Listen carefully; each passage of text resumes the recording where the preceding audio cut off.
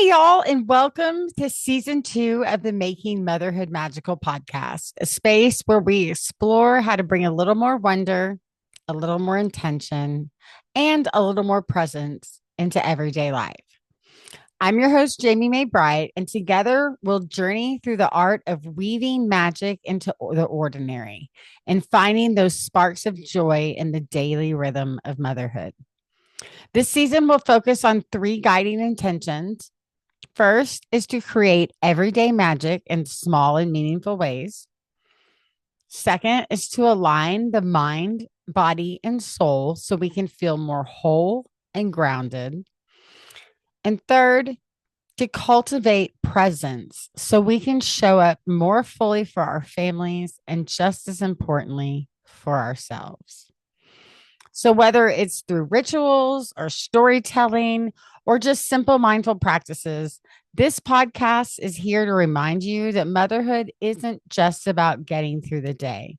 It's about creating a life that feels rich, connected, and magical. So, take a deep breath, let yourself arrive in this moment, and let's step into this episode of Making Motherhood Magical. So, have you ever had an animal show up in your life again and again, almost like it was trying to tell you something? Maybe it's a crow that always seems to call right when you're in deep thought, or a fox that darts across your path on your morning walk just when you are wrestling over a tough decision. Maybe it's your family cat curling up beside you just when you know you need to finally slow down and take a breath. I believe that animals are some of our most powerful and patient teachers. They don't speak our language, but they communicate in a way that goes straight to the heart.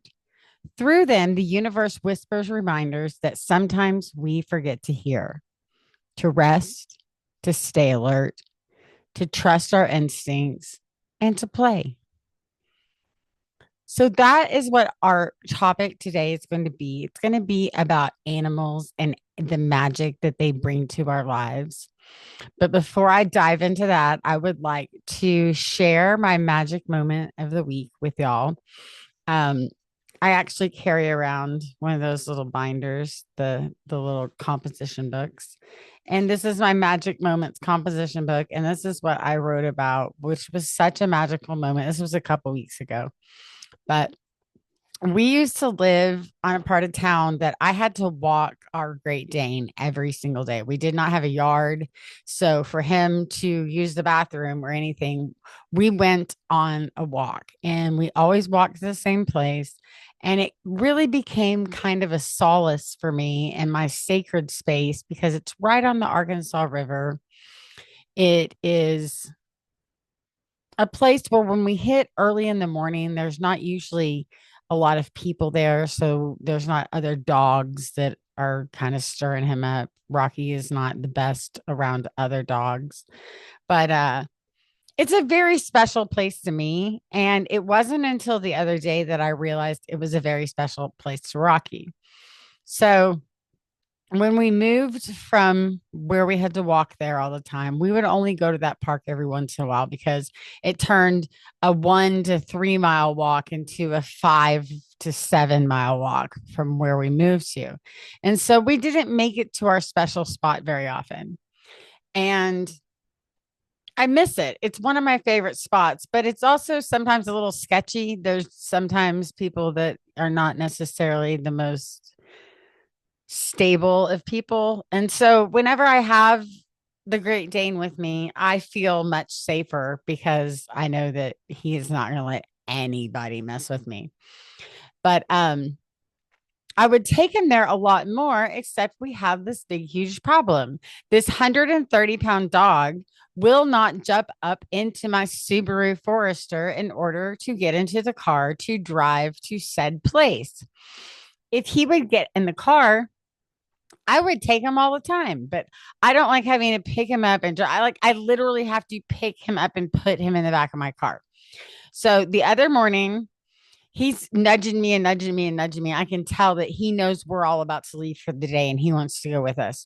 So I put the seats back. I put one down on his, like, on the side so he can be by the window, and Zeke's on the other side. But he has the whole back that's empty and then like half of the back seat. And I kid you not, I had him standing by the back gate where it opened up. And I kind of stuck my head in the side door and was like, "Come here, Rocky. Come on, brother. You can do it. You can do it." And oh my gosh, that 7-year old freak, here he comes. That dude right there. He jumped up in my car for the first time in his entire life.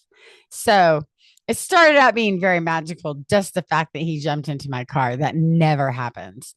But then when we got down to our spot, I really found it to be such a magical experience because he literally remembers his places. Like, he remembers where we go. He remembers dogs that he's seen in those spots. He remembers where he's seen cats or raccoons, or, he has this insane memory of the things that we do. And it was really cool to watch him get excited about being back in a place that felt like his. And when we get over to our little spot that's by the number one little drop for the kayaks, I I will journal there, I will do yoga there, I will pull cards there, I will just sit and chill in the sun with my feet in the water there. It's just a really, really sacred spot for me. But I take a cable or a chain and I hook him up to a gate so he can't take off, but so that he feels like he's kind of free reigning. And he laid down on top of these reeds that were kind of overgrown, like he was the king of his castle. He was so happy to be there and to watch him just light up with joy of going to his favorite river spot, which also happens to be my favorite river spot. It was just super magical. But on top of all of the wonder that Rocky was filled with while we were going to the river, when fall comes, there's certain things that you always expect. You expect colder temperatures, you expect leaves to be falling, you expect people to have pumpkins. Well, this is the first year in Colorado. This is our 5th year here. And so this is the first year that I feel like I knew that fall was coming because of certain things that happened in the environment and in nature around me. And one of those things I noticed when we went to the river that day, and that was that the cormorants were back. Now, cormorants are really cool, freaky birds. They're kind of like a cross between a loon and a duck and whatever kind of bird dives down into the water. Because what they'll do is they will dive down so deep that you will not see where they pop up from. And they are traditionally thought of as a bird that travels between the spirit world. So, as witchy people believe, the closer you get to Samhain, the closer you get to Halloween, the thinner the veil is. And so I love that these birds that transcend the veil start showing up when it's starting to be fall. And I have spent hours and hours and hours watching these birds and studying these birds. And every year when I see them, I know that it's time to do some shadow work and to look within. And I actually, next week's episode is going to be about shadow work. So make sure you tune in next week. It's going to be good. But the cormorant really inspires me to do shadow work. And so I would like to share with y'all how to start doing shadow work. Some people are familiar with it, some people are not, but we will get into that next week. But I may spend 2 weeks on it, but I'm definitely going to spend one whole week on the shadow work. But let's get back to our animal magic. That was my magic moment with Rocky, my magic moment with the cormorants. And just really feeling for the first year here that I am like on a soul level in touch with the changing of the seasons right now. And with being right between Mabon and Samhain, it's like I said, the veil is getting thinner. The spirits in our house are getting more active. Um, I do not typically have spirits that follow me around, but every house that I live in always has some sort of spirit that I have to contend with. And the one here walks through the hallway a lot. When my big kids stay the night, this is the guest bedroom. When they stay the night, they say that they feel like someone's watching them. But there's definitely some sort of spirit here, but it's completely different than the ones at the last house. And those were completely different than the ones at the last house before that. So, anyway, long story short, the veil is thin.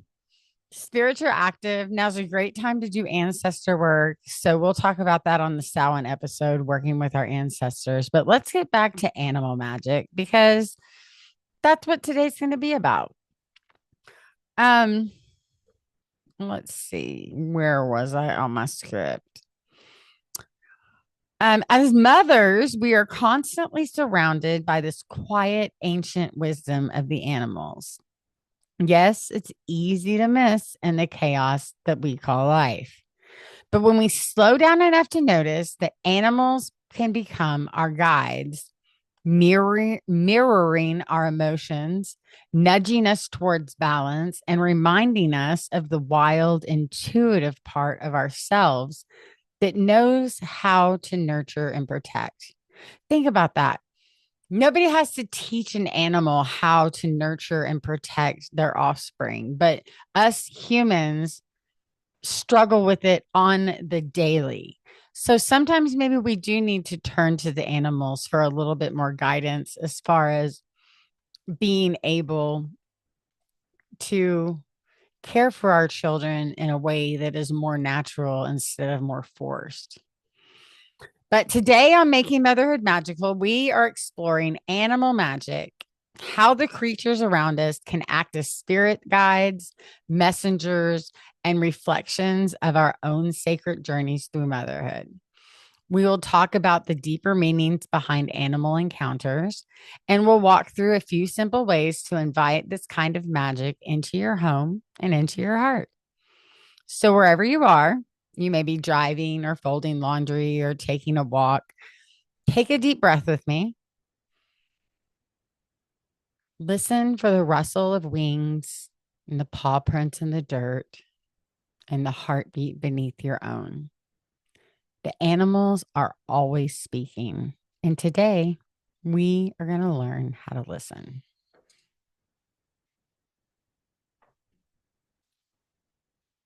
So, when I first started to pay attention to animals as messengers, it felt a little, I'm going to be real, a little weird.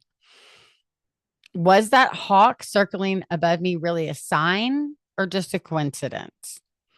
But the more I listened and the more I realized that animal magic isn't about superstition or control, it's about relationship. It's about noticing how life speaks, not just in words, but through patterns, timing, and intuition. It's about remembering that we're part of a much larger web of energy in life. The same wild pulse that runs through our children's laughter, the tides, the moon, and the beating wings of every bird that crosses our path. Across cultures and generations, people have always known this. Ancient traditions saw animals as guides, embodiments of wisdom, courage, or transformation. From the wolf packs of the Celts to the sacred serpents of Greece, to the great eagle messengers of the sky and indigenous stories, animals have always carried meaning. So today, let's slow down and remember what our ancestors already knew.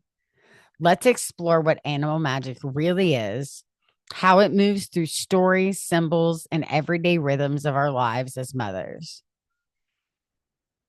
So, what does it actually mean when we talk about animal magic?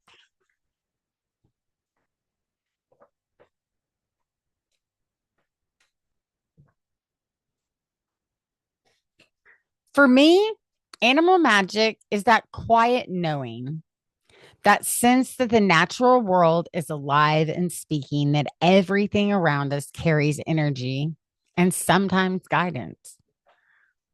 Across time and culture, people have believed that animals aren't separate from us.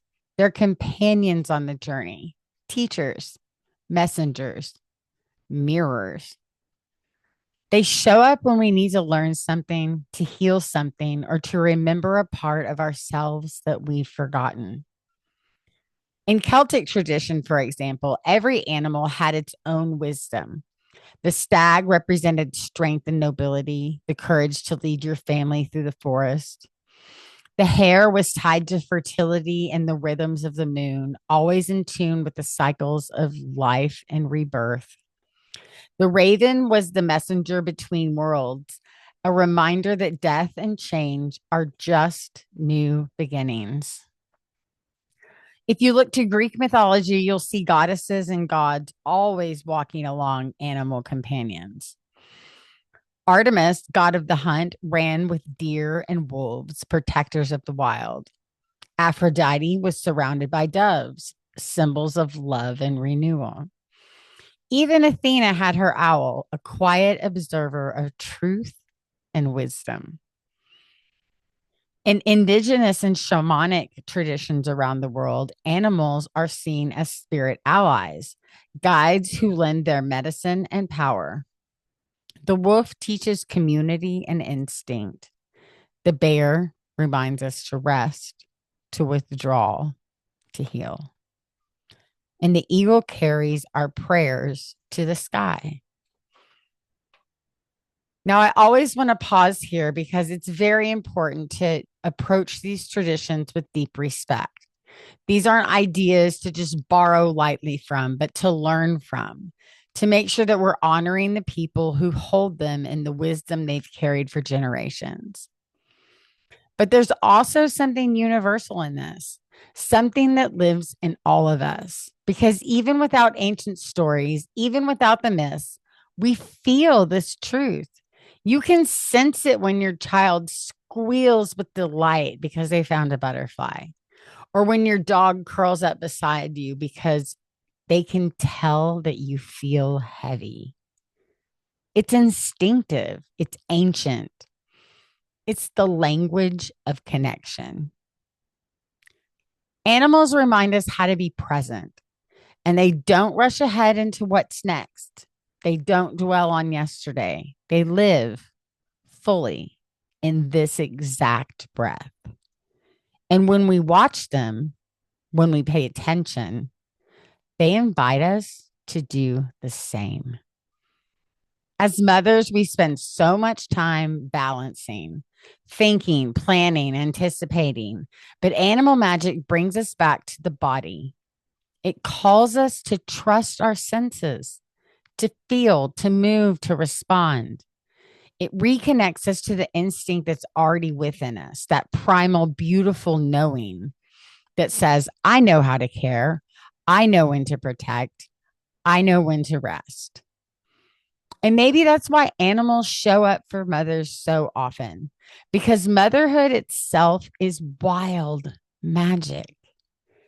It's instinct and intuition, tenderness and ferocity, birth and transformation, all woven together. It's all about that duality. It's the bear who defends her cubs. It's the bird who builds a new nest each spring. It's the butterfly emerging from a cocoon, a new form of self, fragile but free.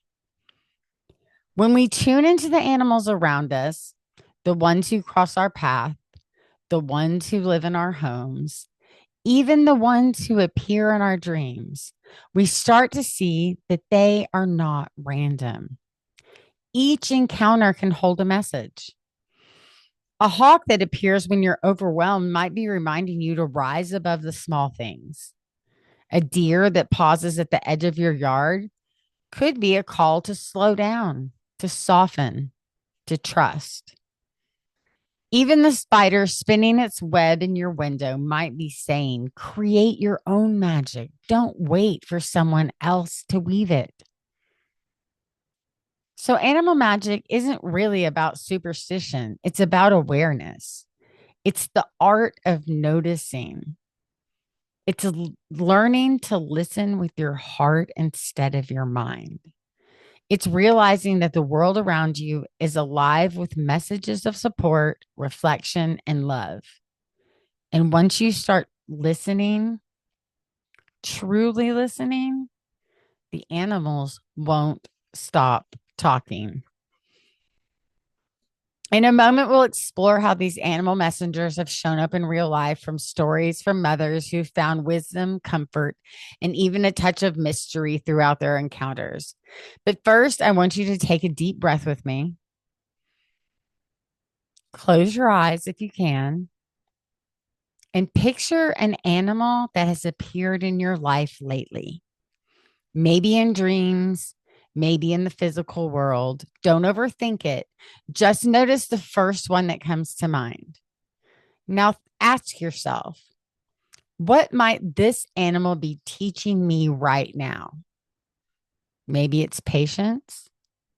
Maybe it's courage. Maybe it's rest.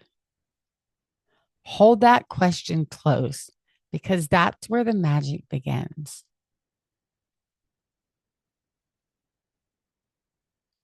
Sometimes animal magic doesn't arrive in big mystical visions. It comes in small moments, the kind that sneak into ordinary days and leave a quiet echo in your heart. I want to share a few stories, some true and tender moments where animals became unexpected guides, and maybe one of them will remind you of your own.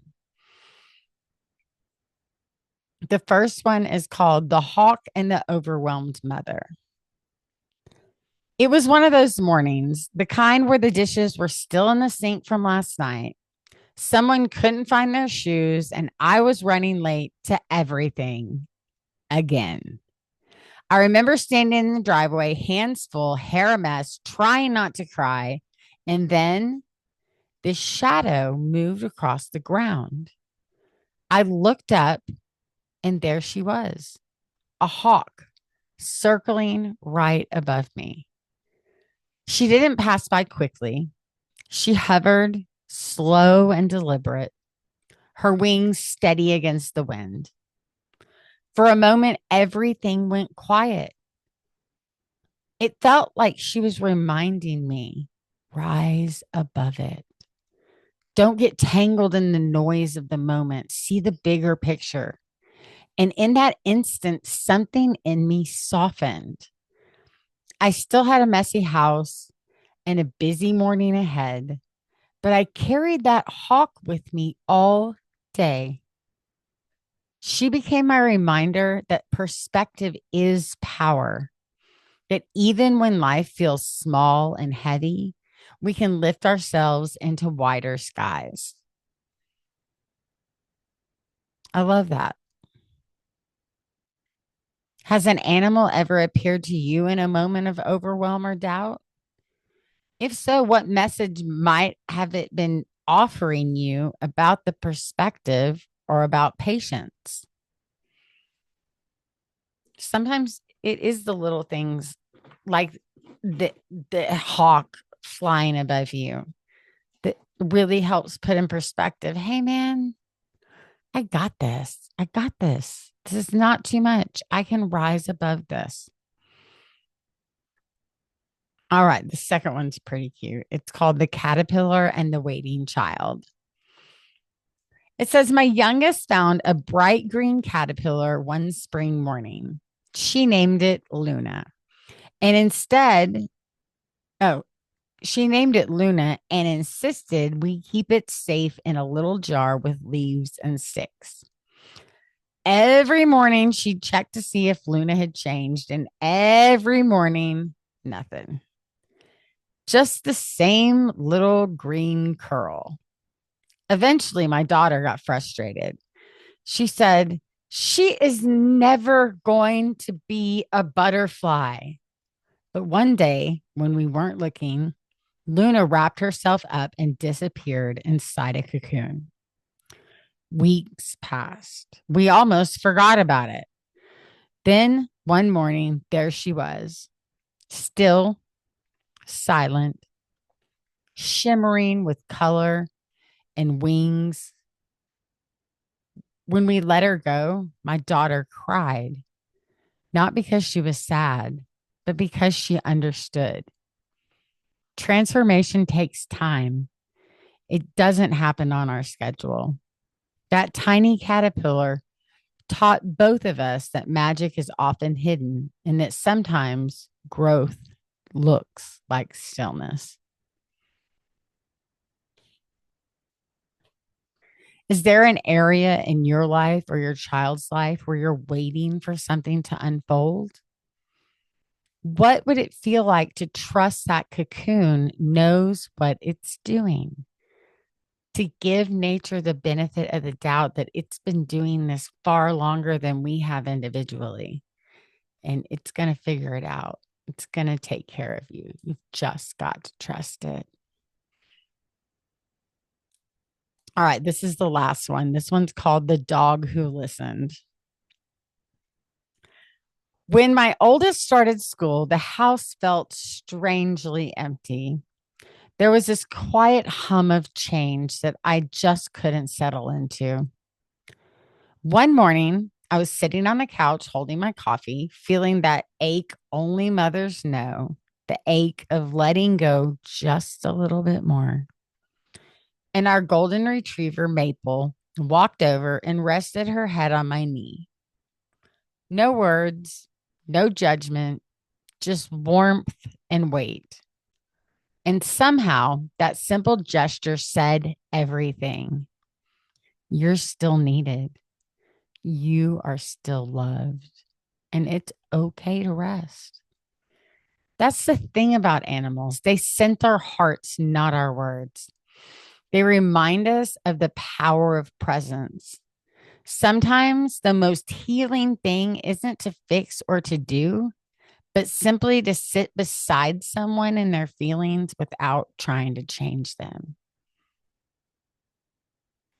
Think of a time an animal, maybe your family pet or one you've encountered by chance, offered you comfort when you most needed it. What lesson did that moment teach you about stillness, empathy, or love without words? My big boy Rocky that came in here, he's laying on the floor. You can kind of see a little bit of him right there. If I am upset, I can tell him to leave me alone 100 million times, and that dog is not going to leave me alone. He is going to come nudge me. He is going to come boop me.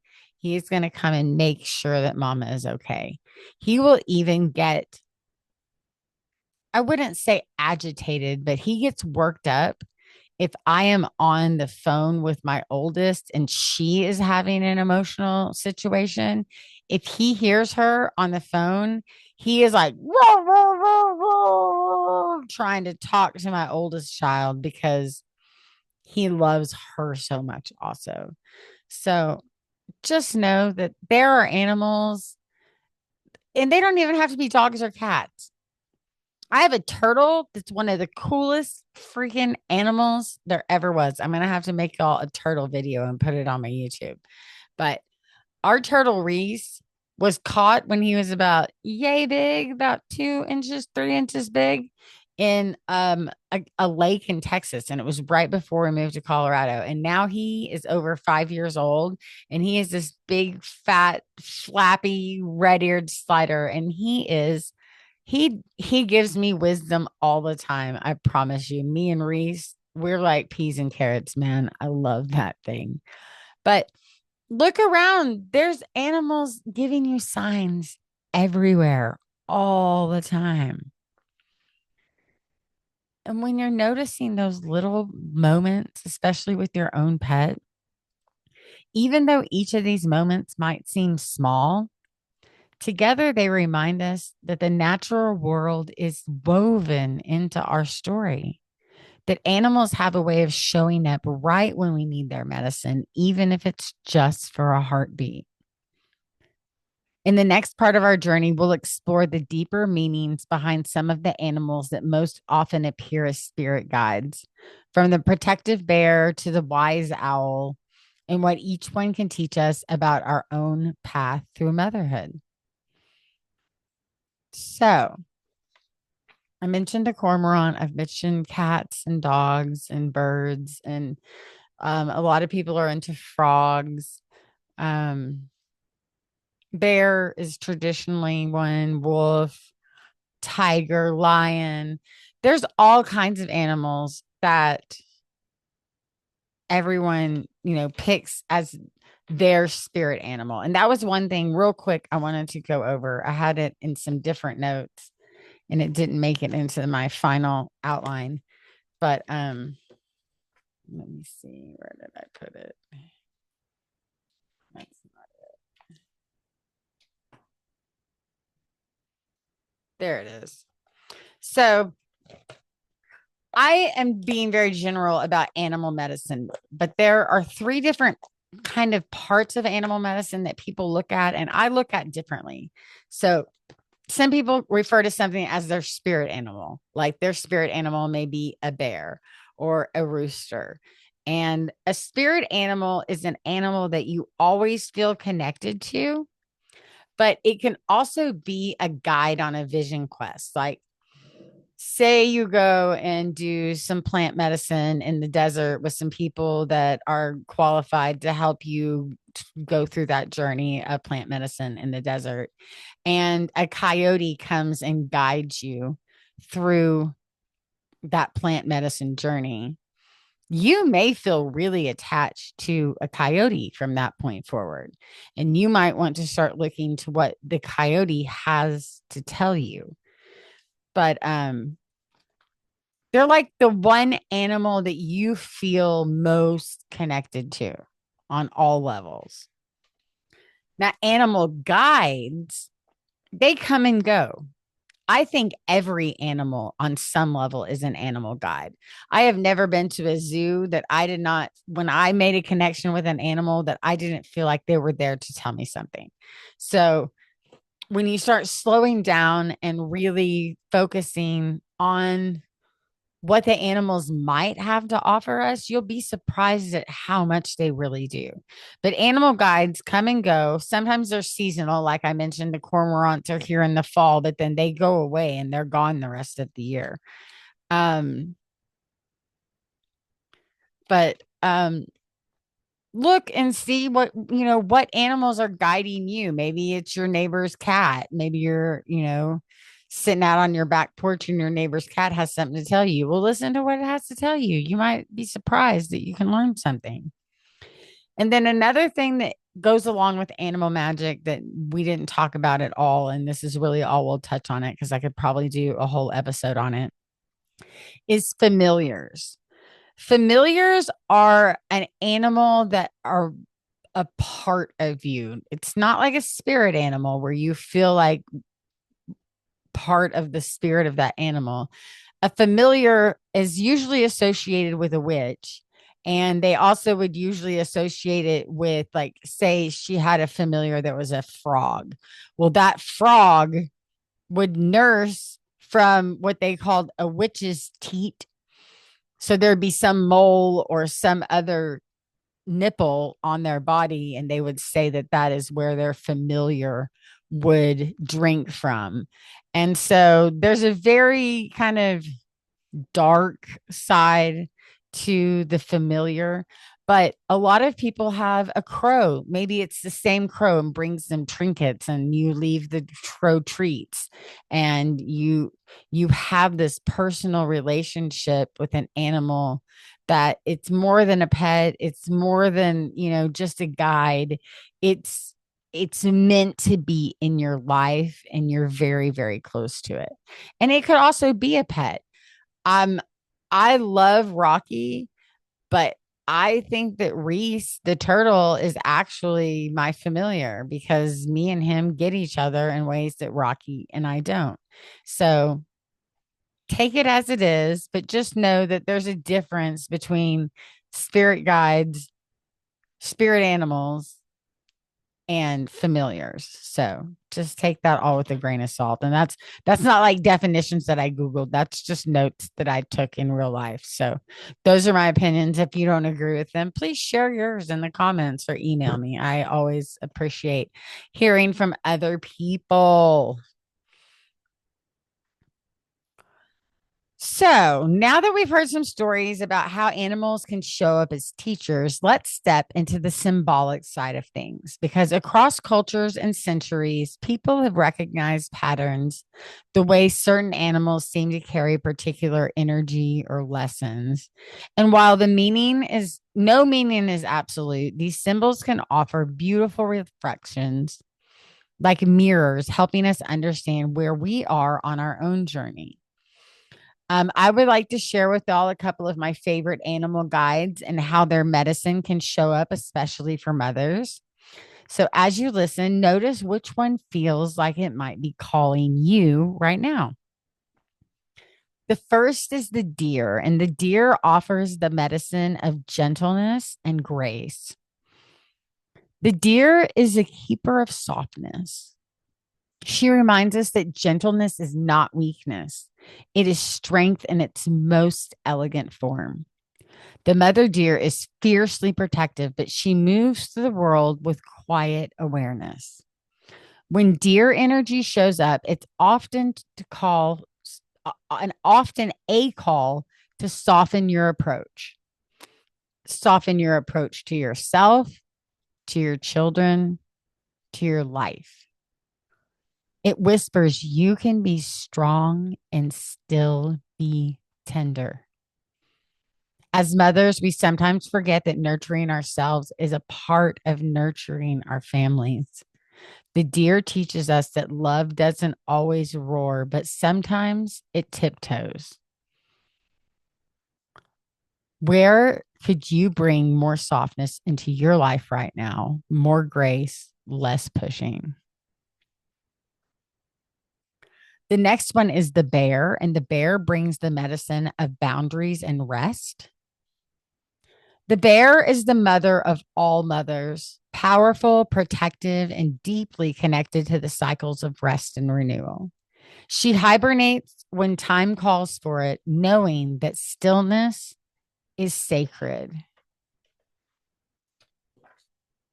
When bear energy visits, it may be asking, where do you need to draw boundaries? Or where do you need to retreat and refill your well? As mothers, we give endlessly, but the bear reminds us even the fiercest protectors need time to restore their strength. It's okay to say no. It's okay to pause. It's okay to crawl back into your den for a while. Is there a boundary your heart is asking you to hold more firmly or a place in your life that's calling for rest? Call on the spirit of the bear and get in touch with those things that you need. The next is the owl. The owl brings the medicine of wisdom and intuition. The owl is the one who sees what others do not. She is the guardian of the night, the deep knowing that lives beyond logic. When owl energy appears, it's often a message to trust your intuition, that quiet voice that whispers, you already know. As mothers, our intuition is ancient. It's that primal sense that tells us when something is off, when a child needs comfort, or when a change is coming. But in the noisy day of life, daily life, it's easy to doubt that voice. The owl reminds us to turn down the volume of the world and listen inward. What does your intuition want you to know today?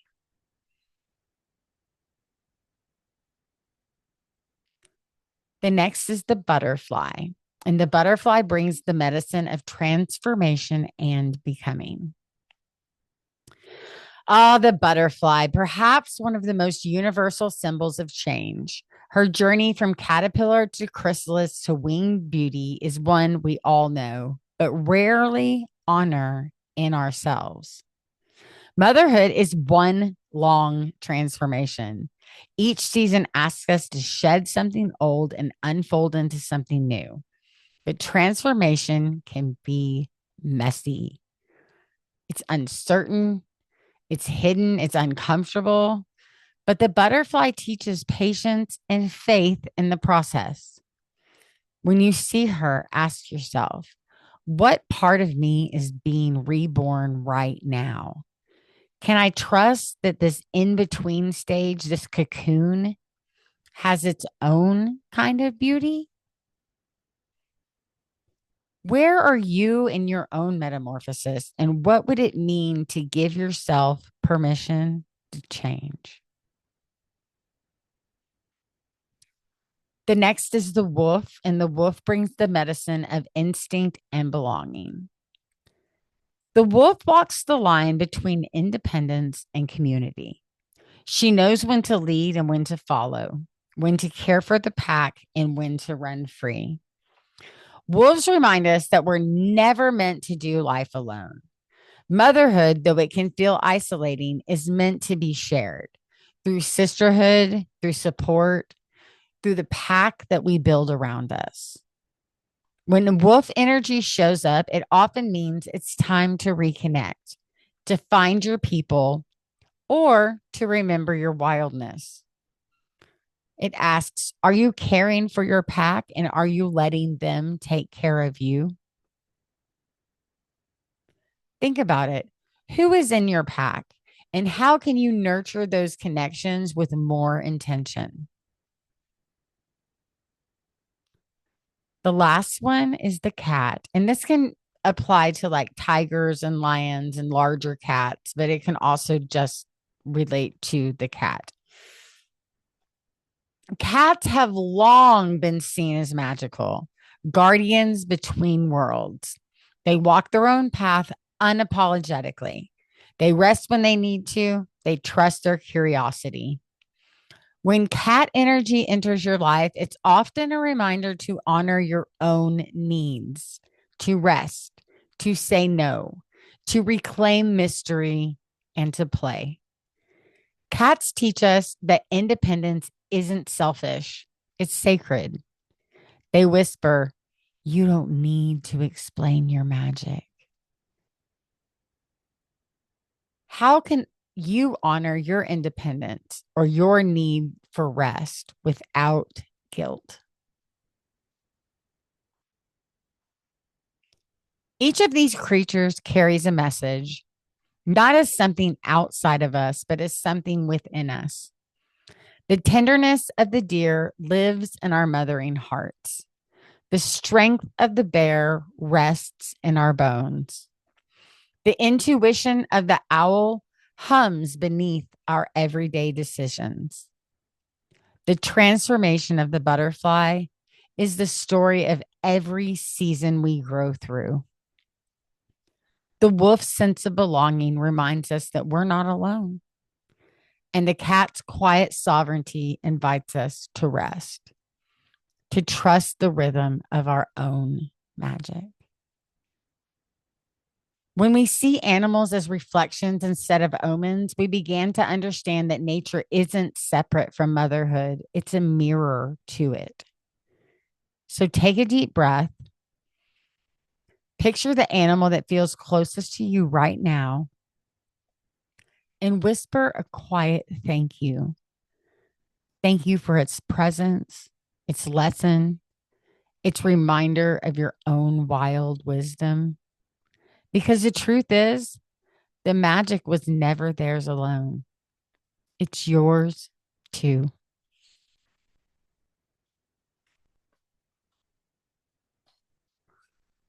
Now that we've explored the meanings and messages of some of our most beloved spirit animals, let's bring this energy into our everyday lives, into our homes, our family, our rhythms, and our motherhood journey.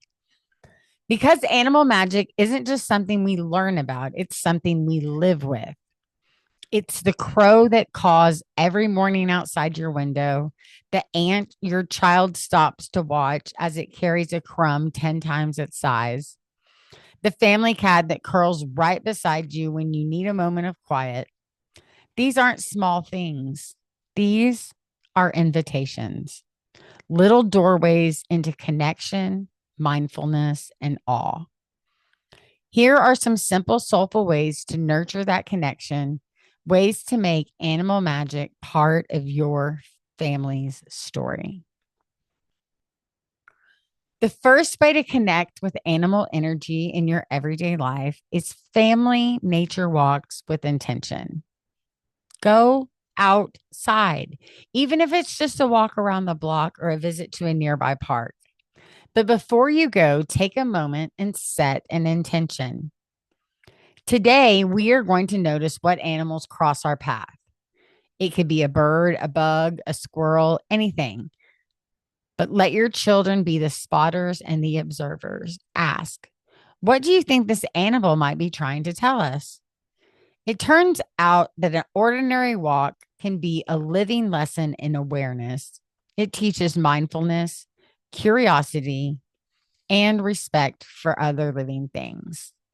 At the end of the walk, you can share your discoveries, what animals you saw, and what you felt each of them represented. The second one is spirit animal journaling. This is great activity for moms and for kids.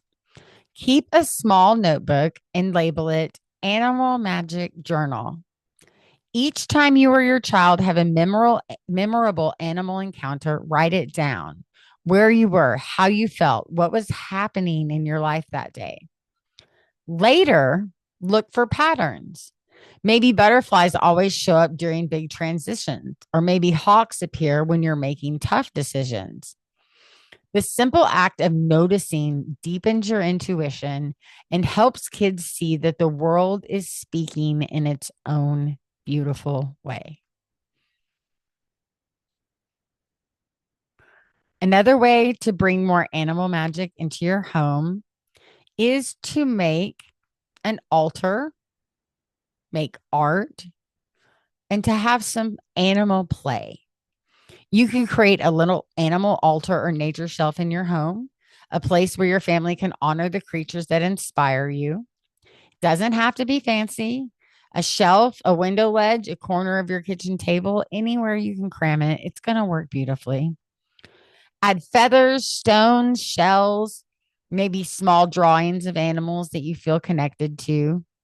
Maybe your child wants to add a painted rock with their spirit animal. You might even include animal oracle cards or photos from nature magazines, which I actually have a nice little deck right here. This is my daughter, my middle daughter's deck. It is called, let me think. This is the one she picked out when she was probably 6 or 7. It's actually a really difficult deck to learn to read on, I think, but it's beautiful. It's called Spirit Song Tarot, and every single one of them is a different, gorgeous animal. So, like, that's the traveler, that's the fool, but it's a gazelle jumping and trusting in the world. Then the magician is a crow with all the elements. So each card is a different special animal. And it's a really, if you are into animals, this is a really beautiful deck. Once again, it's called Spirit Song Tarot. And I'm looking for, I don't see an author's name. Usually there's an author. Oh, there it is. Spirit Song Tarot by Paulina Cassidy. Highly recommend it if you like animals. I don't know if you can see behind me, but right there is where my Kim Krantz collection is. And I have her tarot card. I have her archetypes cards. I have her alchemy cards. But the only cards of hers that I do not have is her spirit animal cards. And if anybody wants to send them to me, that'd be fantastic. I would take them in a heartbeat. But I like to collect collections of things. So I would love to finish that off. But that is just one deck that I have seen that is not an oracle deck, it's an actual tarot deck. So if you're looking for an oracle deck, I'm sure there's tons of animal oracle decks. I just like this one because it's not like some of them are all cats or all bears or there's a lot of all cats. There's a lot of cat ones. So I like that that one had all different kinds of animals and the way that they represented them are really, really good. It's a really well done deck. So find you an animal deck. Um, what else? What else? What else? Oh, we were in the middle of altars, art, and play. Um, every so often, pause and thank those energies, a tiny act of gratitude for the life that surrounds you. That's why you're putting your painted rocks with their spirit animal, their shells or stones.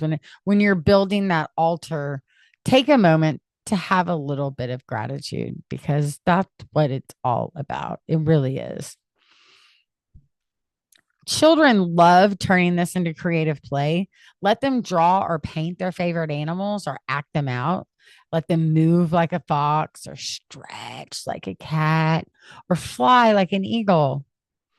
I come from early childhood and elementary education, and kids love pretending to be animals, especially when you have a group of 10 or 15 kids that are all acting like elephants or they're all acting like hyenas. The energy shifts so quickly and they have so much fun that if you'll just slow down and let your kids act like animals, you will be shocked at how happy they are. It's so much fun to just get in touch with that animalistic side that we have. I have a whole lot of examples. I will put some more in a PDF, but I'm not going to read through all of them. I kind of went extra on that. Um, well, when we slow down and honor the animals around us, something shifts. The world feels less random, more connected. And that sense of connection, that gentle awareness begins to ripple through our homes and our children. We start noticing the beauty in small things. We begin to move with intention and listen more deeply, not just to animals, but to ourselves, to our kids, and to the rhythm of the earth. You don't have to know every animal's meaning. You don't need rituals or altars every day. Sometimes simply noticing is enough. A crow's call, a deer at dawn, a cat purring against your heartbeat. Because in that moment, you are remembering what you already are, part of the great circle of life, part of the wild wisdom that moves through all things.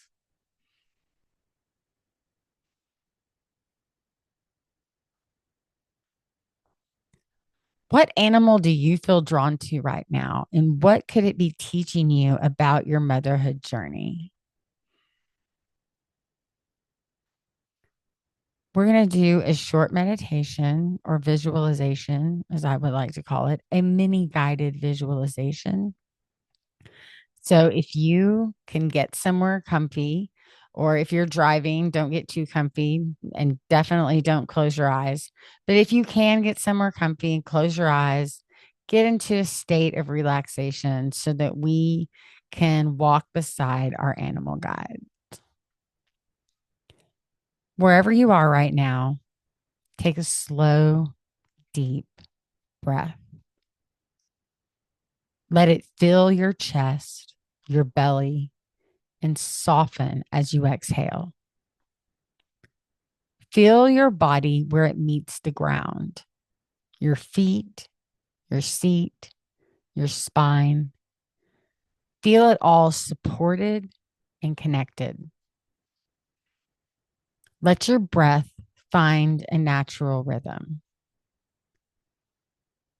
With every inhale, imagine breathing in calm, steady energy. With every exhale, release the noise of the day, the to-do list, the worries, the shoulds. Just keep breathing. This is your moment to arrive.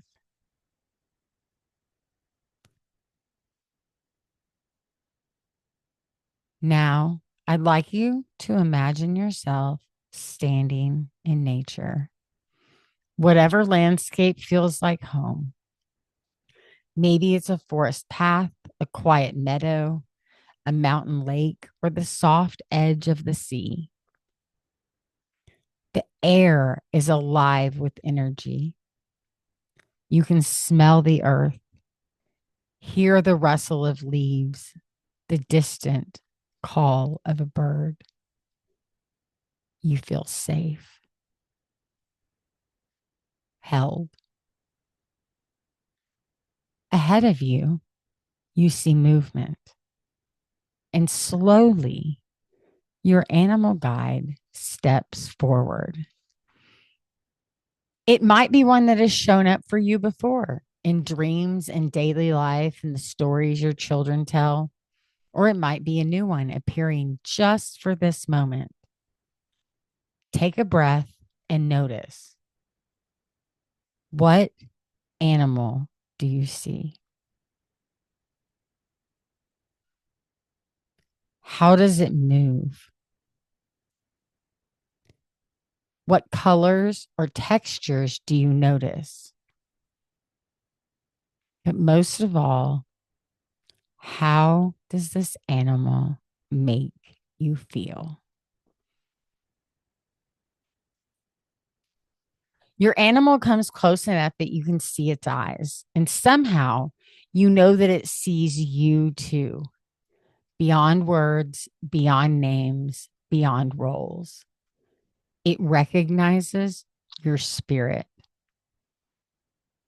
You can ask silently, what wisdom do you have for me today? What do I need to remember?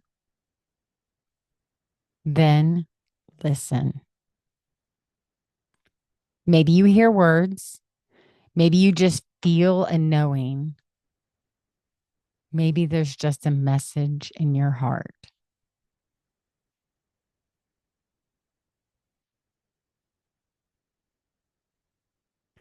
When you're ready, imagine placing your hand gently over your heart.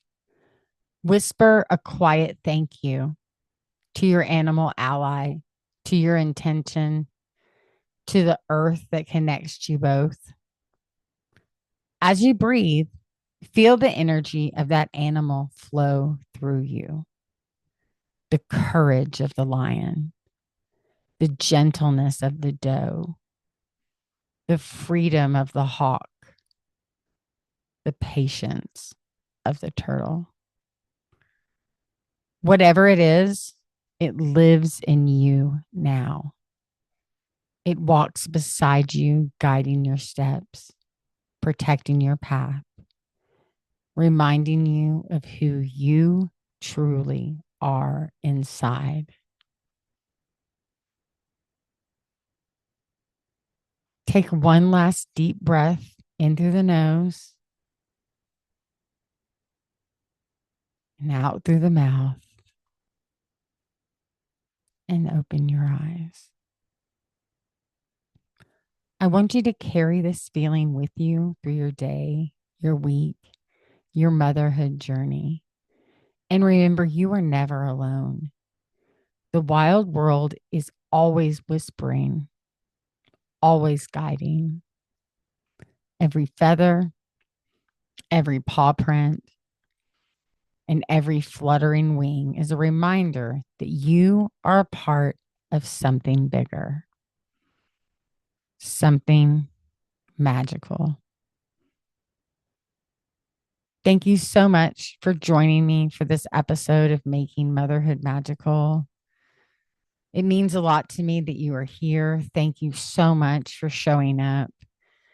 I would really appreciate any sharing that you word of mouth sharing, actual physical Spotify sharing. Please share this with other mothers that will appreciate this and just need a little more magic in their motherhood journey.